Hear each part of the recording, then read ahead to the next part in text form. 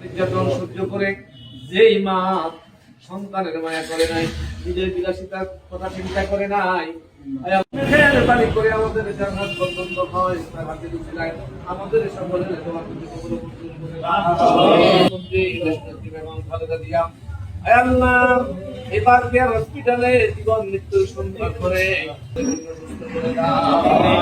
রব্বুল আলামিন বাংলাদেশের সকল মায়ের কাঁদে, সবার কাঁদে, বিভিন্ন মতের লোকেরাও মায়ের জন্য কাঁদে। আল্লাহ মেহেরবানি করে আমাদের মাকে